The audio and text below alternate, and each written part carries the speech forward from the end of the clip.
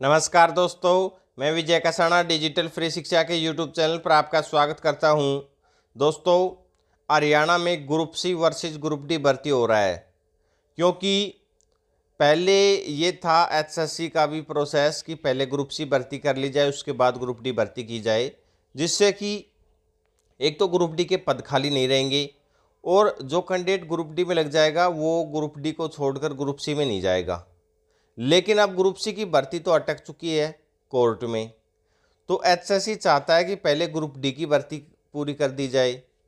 इस बारे में विस्तार से चर्चा करेंगे, क्योंकि सोशियो इकोनॉमिक क्राइटेरिया के नंबर को लेकर अब ये चल रहा है युवाओं के बीच भी और एचएससी के बीच भी कि आखिरकार ग्रुप सी और ग्रुप डी में अलग अलग नंबर दिए जाएं, कि जो पहले खबर आई थी कि दोनों में नंबर ले सकेंगे, तो उसको लेकर भी साथियों काफ़ी विवाद हुआ था। वीडियो में आगे बढ़ने से पहले अगर आपने चैनल को सब्सक्राइब नहीं किया है तो चैनल को सब्सक्राइब जरूर कर लें, क्योंकि आपका विश्वसनीय चैनल जो लगातार बेहतरीन अपडेट आप तक पहुंचाता है। ये देखिए साथियों, हरियाणा कर्मचारी चयन आयोग ग्रुप डी के सीईटी उम्मीदवारों को 5 अंक लेने का विकल्प देगा। विकल्प क्यों दिया जा रहा है ये भी आपको समझना होगा। उम्मीदवार से पूछेंगे कि वह ग्रुप डी में सामाजिक आर्थिक मानदंड के अंक लेना चाहता है या फिर इन अंकों को ग्रुप सी में लेगा। नंबर एक बार ही दिए जाएंगे। ये सारी जानकारी एचएससी सदस्य कवलजीत सिंह सैनी के द्वारा दी गई है। ग्रुप डी का रिजल्ट घोषित करने से पहले आयोग वेरिफिकेशन करेगा। ये तो होनी भी थी साथियों, क्योंकि सोशियो इकोनॉमिक क्राइटेरिया के जो नंबर दिए जाते हैं उनकी वेरिफिकेशन के बिना फर्जी कैंडिडेट लगने के चांस रहते हैं, और इन फर्जी कैंडिडेटों के लगने के चांस के कारण ही आपको पता होगा कि ग्रुप सी की भर्ती अटकी हुई है। अब ग्रुप डी में तो एग्ज़ाम भी एक ही होता है, तो फिर वेट किस बात का रहेगा। एग्ज़ाम के बाद वेरिफिकेशन एडेड 1% होगा, और यही बात कवलजीत सिंह सैनी ने कही है कि ग्रुप डी के 13,000 से ज़्यादा पद हैं। इसके लिए लगभग 4 गुना यानी कि 50,000 या 52,000 टॉप के उम्मीदवारों में से जिन्होंने सामाजिक आर्थिक मानदंड के अंक क्लेम किए होंगे उनकी वेरिफिकेशन आयोग करा सकता है, और उसके बाद ही रिजल्ट घोषित होगा। ग्रुप डी के सीईटी के बाद सीधे चयन होना है, इसलिए यह वेरिफिकेशन अवश्य कराई जाएगी। अब साथियों, मुद्दा तो जहां अटका हुआ है वहीं अटका हुआ है। पहले ये देख लीजिए, हरियाणा कर्मचारी चयन आयोग ग्रुप डी के सीईटी उम्मीदवारों को सामाजिक आर्थिक मानदंड की अंक लेने का विकल्प देगा। आयोग ऐसे उम्मीदवारों से पूछेगा कि जो ग्रुप सी के सीईटी में भी उम्मीदवार हैं। और पिछले दिनों एक खबर आई थी दैनिक सवेरा में, नहीं, ये खबर कहाँ आई थी साथियों, आपको पता भी होगा, कि ग्रुप डी के चयनित उम्मीदवारों को ग्रुप सी के चयन में भी सोशियो इकोनॉमिक क्राइटेरिया के 5 अंक मिलेंगे।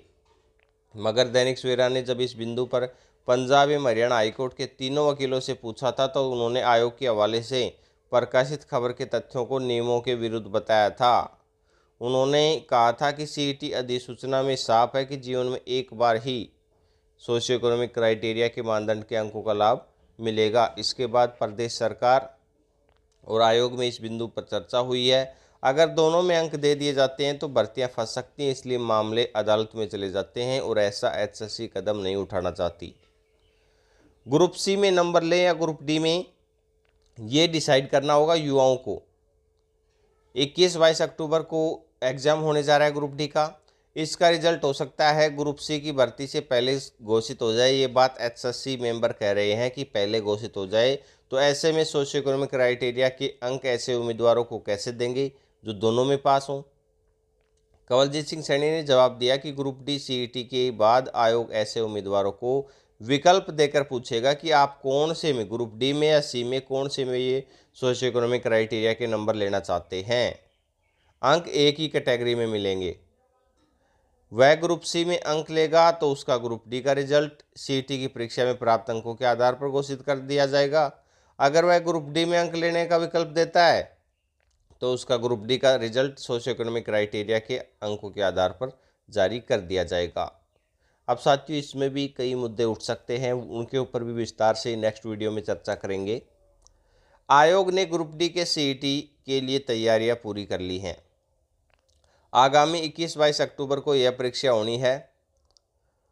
यह परीक्षा पहली बार हो रही है। हालांकि लगभग 11 लाख उम्मीदवारों ने पंजीकरण कराया था, लेकिन ग्रुप सी के सीईटी में 7 लाख उम्मीदवार ही पहुँचे थे, इसलिए इसमें भी साथियों 8 लाख के लगभग 8 या 9 लाख के लगभग उम्मीदवार पहुँचने की आशंका बनी रहेगी। ग्रुप डी में भी जनरल कैटेगरी में 50% और आरक्षित कैटेगरी में 40% न्यूनतम अंक लेना जरूरी है, तभी आप क्वालिफाई करोगे और इस भर्ती के प्रोसेस में यानी कि मेरिट लिस्ट में आ सकोगे। 12वीं पास और ग्रेजुएट पास युवा हैं, वो ग्रुप सी की भर्तियों का इंतज़ार कर रहे हैं। ग्रुप सी की इंतज़ार तो साथियों कुछ भर्तियां तो ऐसी हैं जिनका कई सालों से इंतज़ार हो रहा है, जिसमें ग्राम सचिव, पटवारी, कैनल पटवारी आदि भर्तियां हैं। 12वीं पास युवाओं ने इन भर्तियों में भी भाग ले लिया है।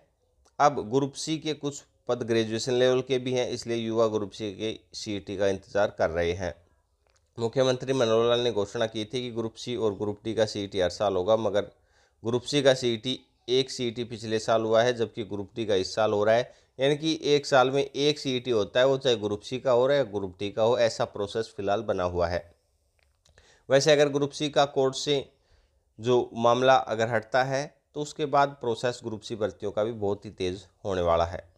ऐसे ही और भर्तियों से रिलेटेड या आपके मन में जो भी डाउट चल रहा है वो आप पूछ सकते हैं कमेंट सेक्शन में। अपना कीमती समय देने के लिए बहुत बहुत धन्यवाद।